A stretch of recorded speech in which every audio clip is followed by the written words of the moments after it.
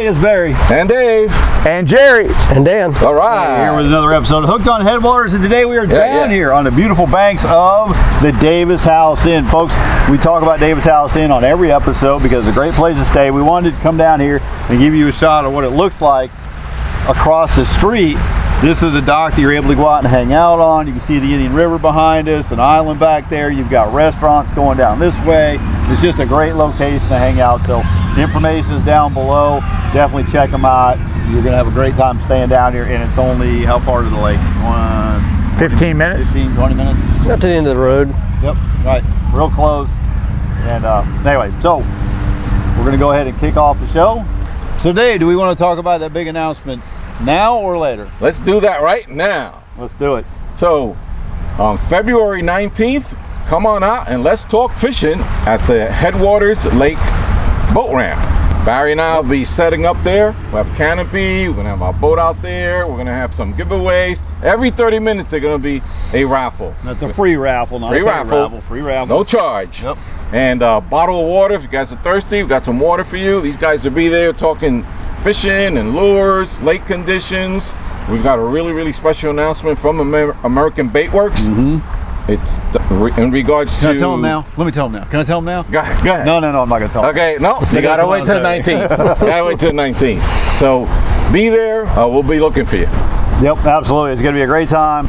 Looking forward to meeting a lot of you guys and gals that coming down from up north. That you see us on the video all the time. We really like getting a chance to talk with y'all, see how your day went, do some videos with you guys and gals, and put together kind of a little montage video. Just have a great day out there down at the lake. So the 19th, that's going to be from 1 to 5. So we extended it a little, an hour. So we realized most people come back around between 2, 3, 4 o'clock. These guys will be out that day. They'll be joining us.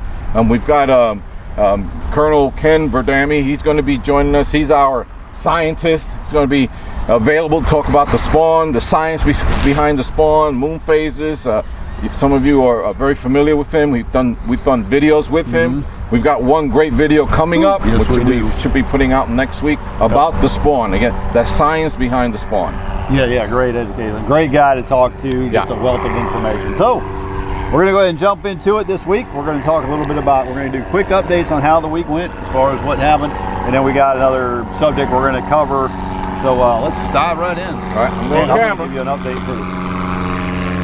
Okay, jumping into it, we'll go ahead and go to, we'll go to Dan first this week. We only went to you last week, so get off there, Dan. How'd your week go? It went pretty good. Had a really busy week. I had Jim, he was in town. We caught a lot of numbers. We probably caught, I don't know, 25, 30 fish. Okay. Didn't get any big ones that day. Great guy to fish with, Jim. I enjoyed you. Then I had Steve and Mike. The next day so Jim was artificial, Steve and Mike fished all shiners. Good. Those guys are a lot of fun to fish with. Like pretty much everybody we fish with, they're a lot of fun. So then I had Justin on Saturday, and Saturday was a nasty weather day. It rained when it was raining when we started, and it blew. It was cold. We were wet most of the day. It was windy, but Justin still caught them pretty good.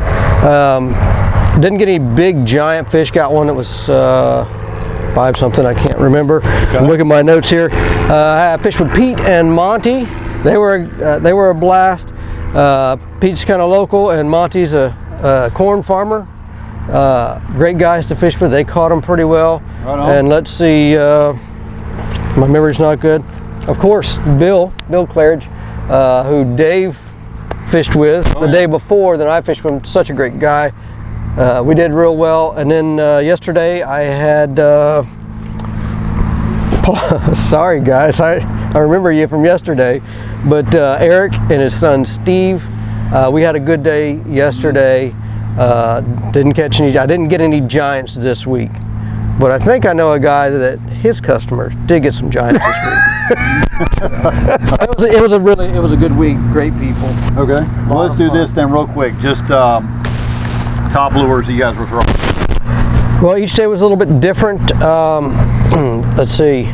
Saturday, Jim and I, we threw a lot of different stuff. I think we caught them on jerk baits. We caught them on top waters. I've been doing pretty good on top waters. Certain days, jerk baits A beautiful day. I don't seem to catch them on jerkbaits very well at all for the most part. A windy, nasty day. They like the suspended jerkbaits.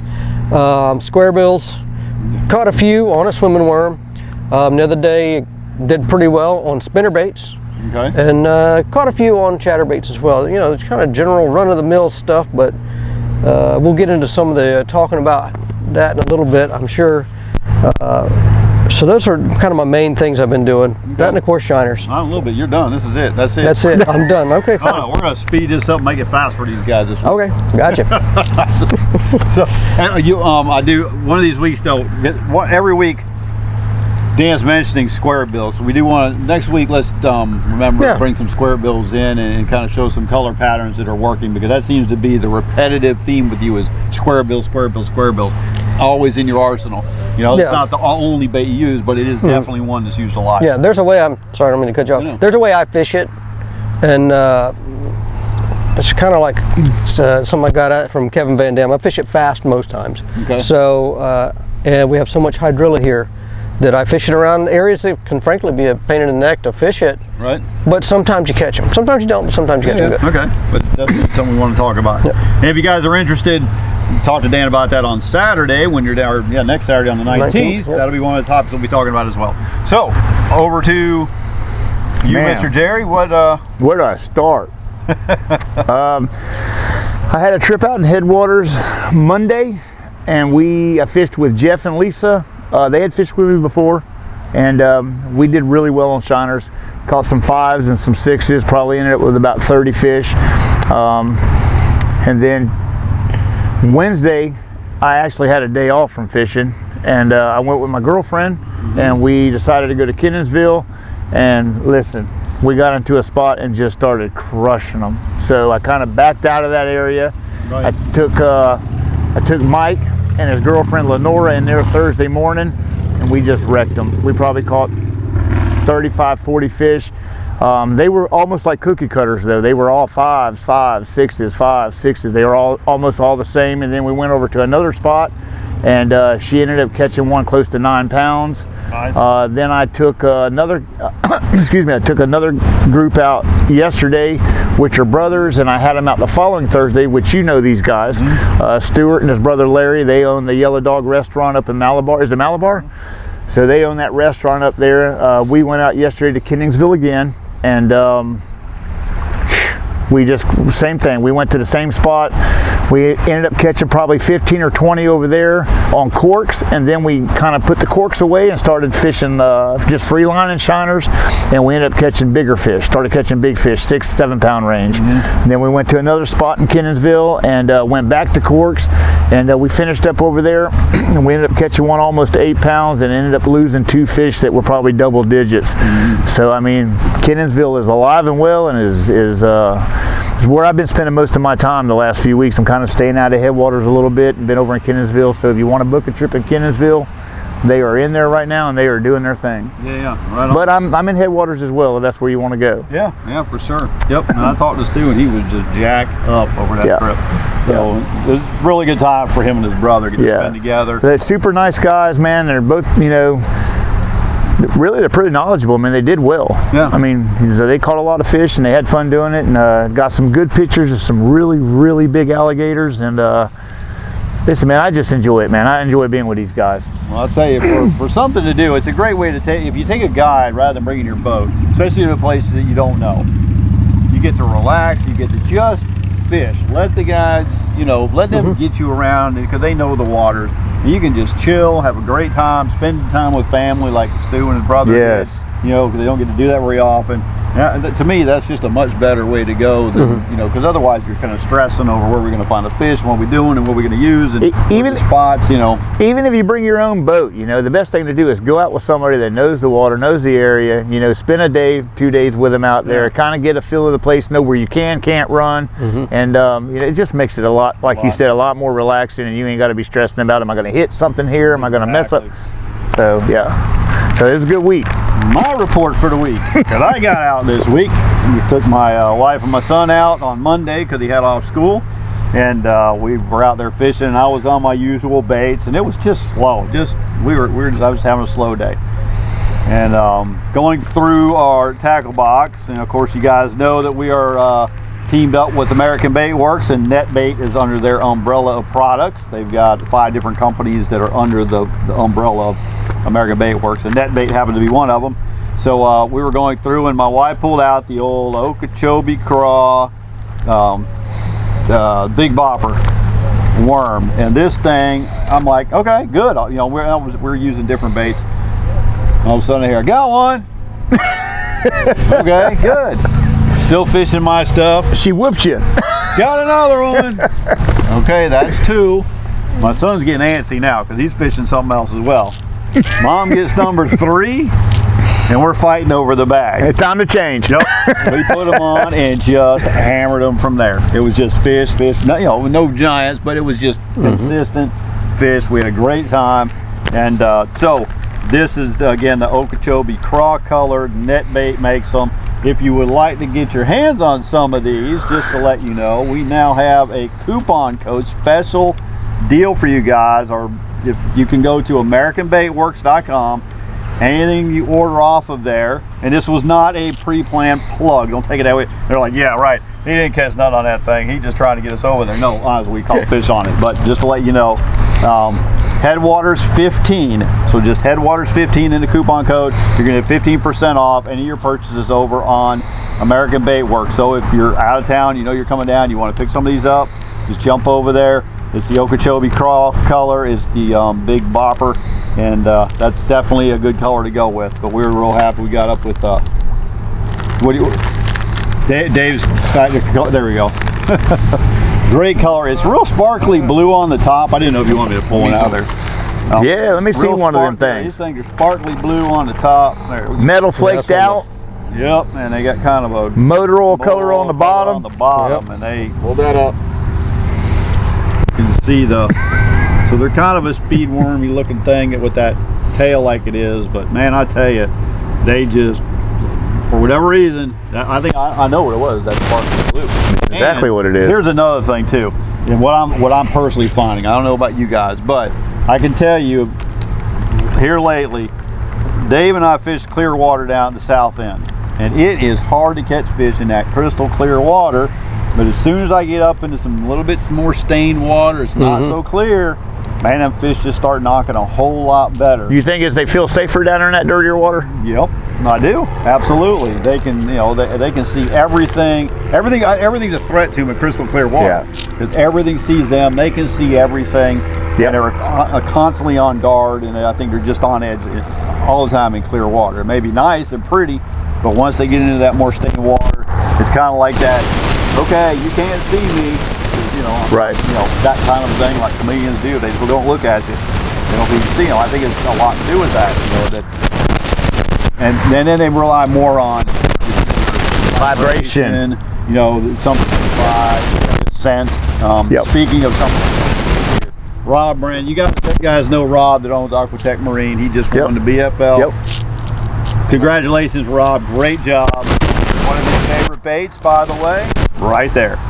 That Big Bopper is one of his go-tos, and there is a new product coming out, and this is, again, I know it sounds like we're plugging these guys, but this is serious stuff. One of the things that contributed is a new product coming out by American Bait Works. It's called Bait Fuel. If you guys want to get an idea what this is, some serious scent. It's totally different than what's on the market. Go check out baitfuel.com.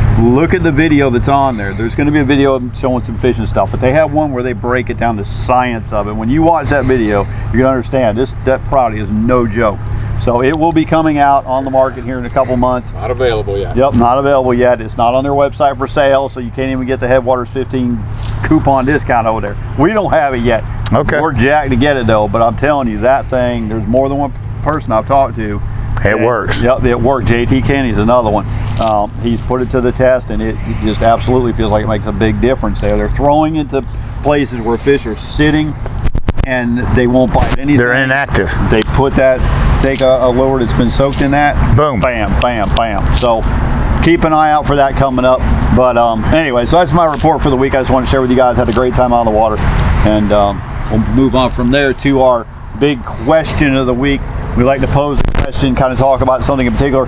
This week's topic is going to be, how long do you stay on a spot? Okay, if you're fishing artificials, do you just sit on a spot all day? Do you work it for 10 minutes? You know, how many lures maybe do you kind of go through, cycle through before you decide I'm going to move? We'll get with Dan on that, and then with Jerry, we're going to talk about, from a shiner perspective, how long do you sit on a spot?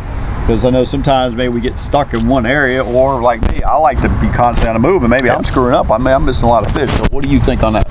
Well, it's kind of it's an in-depth kind of conversation, but let's subject this big. So I usually work off past, previous history. The more recent, the better. Like if I caught them there yesterday, I may start there today. Right.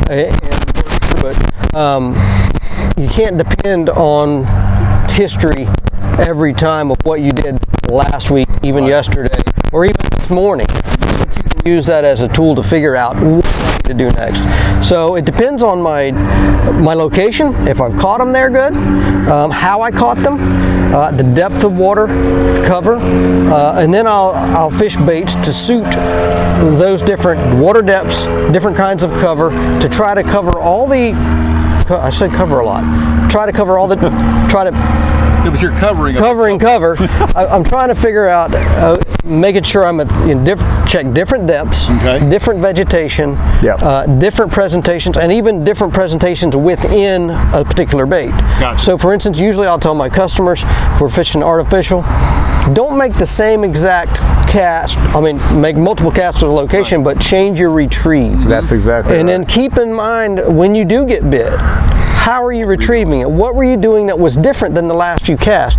And then try to duplicate that. Yep. And that's how I work through those things. And just, your history with different lures that you like. Okay, so you may work 5, 6, 7 lures, give it a good 20 minutes in a spot that you feel pretty good about, and then you'll move from there if you're not catching anything. Is it kind of? I don't really set a time limit on anything. You can kind of go with your gut. Man, they just aren't biting. That's right. There's some days, okay. Now there's been times I've left fish to go find fish and I ended up back there. So that's right. a double-edged sword when you're doing it. It is difficult, but when you're really smacking them, you usually know it. Yeah, right. And then once you do that, and if it shuts off there, try to duplicate the same condition, the same vegetation, the same makeup of what you caught them in just a little bit ago. Yep. Same way, like Jerry, I'm sure is going to cover it. Same way with shiners. Okay, well I caught them in artificial. I caught them, a transition of, 2 different kinds of vegetation or water depth changes. Correct. And then try to go duplicate it somewhere else and see how you do. Gotcha. All right, good stuff. Jerry, what's your take on that? It's pretty much the same thing. It's just, if I've got matted hydrilla and it's on the ledge of a canal and I'm getting hits there and then all of a sudden they stop, then I'm not going to go look for matted hydrilla in 2 foot of water. I'm going to try to find matted hydrilla in the same depth water. I think in some of the places I fish, they're residential fish and those fish are laying in there. And I think some of the other places that I fish, those fish move in and out and they prowl, and you might have a fish that comes through 15 minutes that you're there that was 100 yards down the way, 15 minutes ago. So, but if I'm sitting in a spot 10 minutes and I don't get a hit on a shiner, the only thing that I may do different is I may leave that one out there with a cork, and then I may free line one and see if that makes a difference. If those fish are a little bit deeper than that, 18 to 24 inches, I've got that cork set. But if I don't get a hit within 10 minutes or so in a place like that, I move on, because if he's not going to hit that shiner in that amount of time, he's not going to hit. Then sometimes I'll have fish that I am catching fish, and I know that I can catch fish here, and I caught them there the day before, so I know these fish are here. Whether they're moving in and out or whether they're just there, I know that I can catch fish here. And I'll go to places where I may not have caught as many fish, but the ones I catch there are bigger. Yeah. And I may go over there and try to put a customer on a bigger fish. And then, like Dan said, you may go there and that may not pan out, and you'll come back to where you were catching them. So it just all depends, but I don't really just sit on a spot for more than about 15 minutes or so. If I don't get a hit within a shiner on 15 minutes or so, I'm out of there. And I've got so many different places, I just move on to another location. Gotcha. Yeah, so that makes sense on both parts. Yeah. Totally. I do the same thing with shiners. I'm doing a shiner trip. If it's not 10-15 minutes, they're not going to hit it. Yeah. I think one of the big takeaways too is changing up your retrieve of a lure, because that's something that I do, and I'll constantly getting on my son about, not in a negative way, but just coaching way. Look, if you're fishing and you're just kind of doing a slow retrieve, try going more of a yo-yo deal. Yeah. Just up and down, or let it just sink and sit for a minute, and then start pulling it again. And a lot of times that's when he'll just jump on a fish. I'm like, what did you do? And he's like, yeah, well, this is what I did. Okay, duplicate that same process. Especially with Dan and a square bill crankbait. I mean, you may. Yeah, the pause is the deal, guys. And then you may. Yeah. But you know what I'm saying? You change that, and it depends what he wants. So yeah. And for that kind of stuff, rattle traps, crankbaits of any kinds, even spinnerbaits.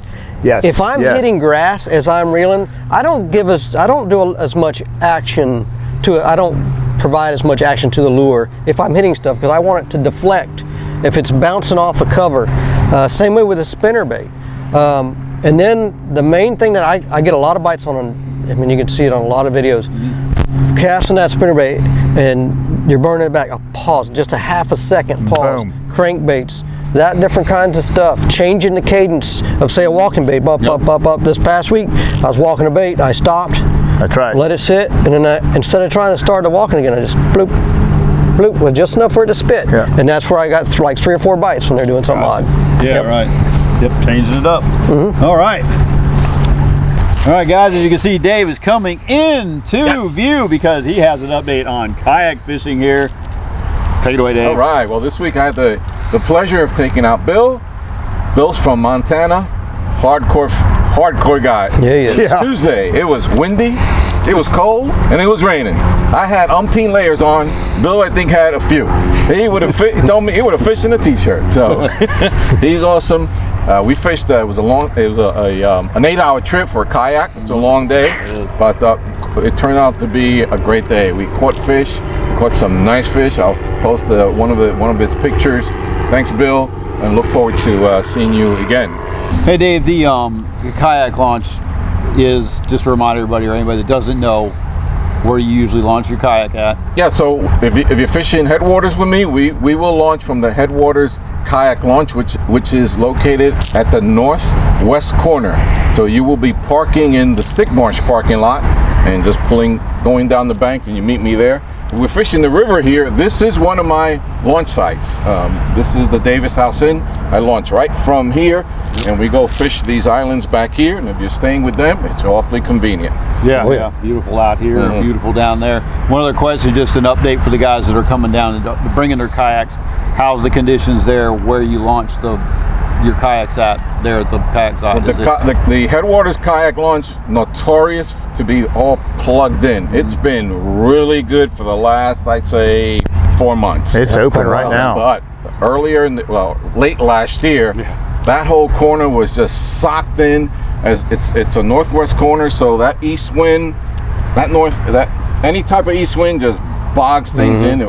Remember, there's a lot of floating grass islands in Headwaters. That's what makes it so unique and a great fishery. But they tend to gather in that corner, and if when that happens, now you're looking to haul your kayak way down the bank, even up 100 yards before you launch. And we're talking kayaks I use are with gear, about 120 pounds you're hauling plus gear. So but we get it done. So the other place, if you like, you can launch from the Headwaters boat ramp and go down the canal. If you're new to kayaking, not that much experience, please don't. No. And we're going to do a video about kayak safety on the lake pretty soon. And if you have any questions, please just contact us. Comment. Can't wait for that one. That's where I get to run by you at full speed in the big boat, just flip you over in the kayak. Is that what we're doing? That's what we do. Can I be the camera boat, please? A year and a half ago, there was a kayak incident. The kayak did get swamped. The boater got a little too close. Don't know what the details are. There's certain equipment, certain. If you watch you'll see some of the pictures I post. I like to wear an orange, hunter orange hat, similar to like this color. Bright colors. So I want to be seen. Remember, I'm sitting low in the water. I need to be seen. That goes right back to the last couple of videos we've done about safety on this lake. Yeah, I mean, I'd like to mention something about that too. Kayakers, you got to have respect for them. They're in a little bitty boat.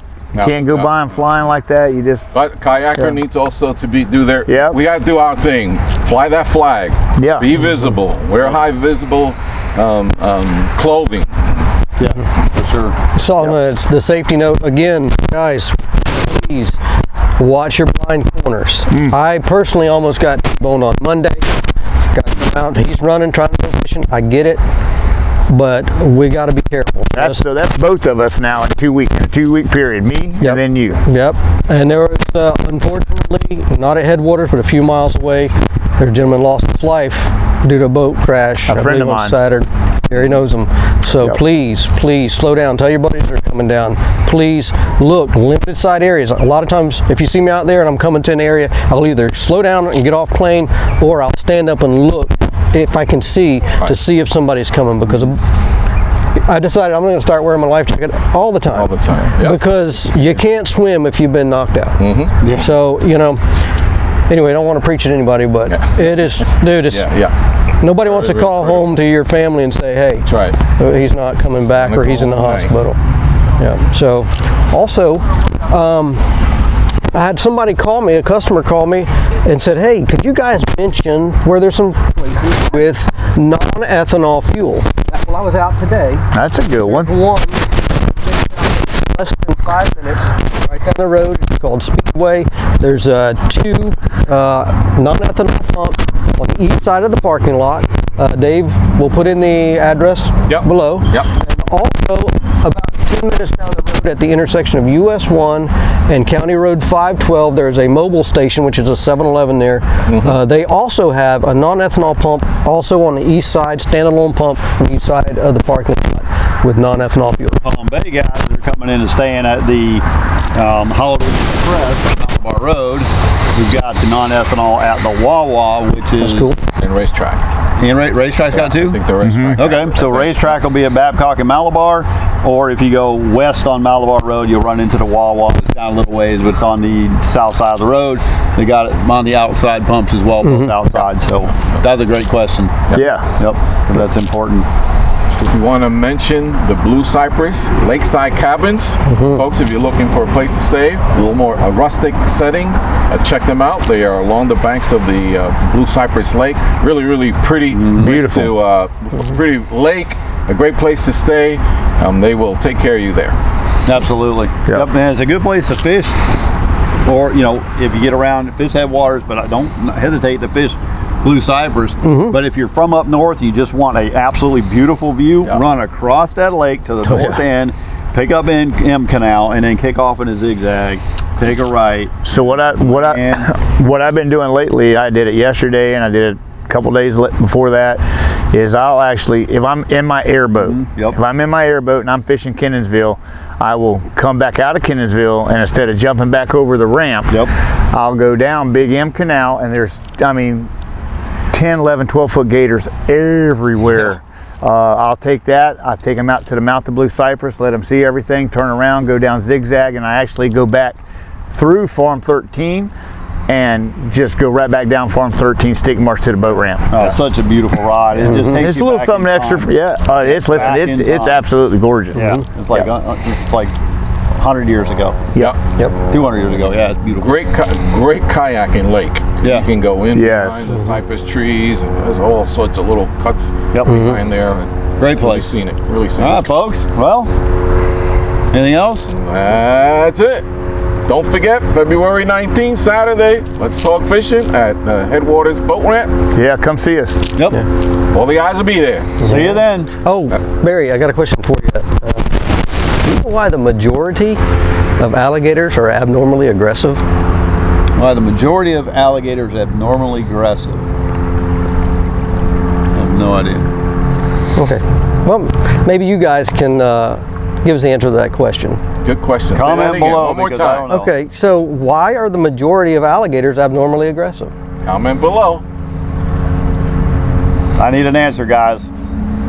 Drop it below. And Somebody, don't go look it up on your phone. Try to come from memory. It's probably going to be I'm going to go, oh, duh. But anyway, all right, we'll see, because I have no idea. Gotcha. And I've been thinking on it since you actually asked me that last week, and I still haven't figured it out. So I'm a little slow. It's good information to know. It really is. Yeah, okay. But if you're going to comment, it's got to be the correct answer. Okay, very good. I did run into a few subscribers. Oh, yeah.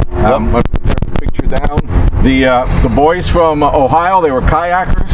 All right, I hope you guys had a great day. That was that Tuesday, that rough day. Yeah. And a couple other gentlemen that we ran into. Hey everyone, Dave here from Hooked on Headwaters, and today doing a little bass yakking fishing, and I run into subscriber Skip. Hey Skip, how are you, man? I'm good. Good. How was your day out there? It wasn't bad. Wasn't bad. Yeah. What you do? Caught maybe 15 or so. Yeah. Had one 5.5. Another one a little over 4, and one about 3.5. And rest were 1 to 2 pounders. That's pretty darn good. Yeah. So how often you kayak here? Once a year. Well, I'm down here camping for 2 weeks. Okay. As many times as the weather will allow. Yeah. Well, thanks for stopping and saying hello. Yeah. Nice chatting with you. Hopefully I'll run into you again. And thanks for subscribing and watching. Sure. All right. Bye-bye now. Bye.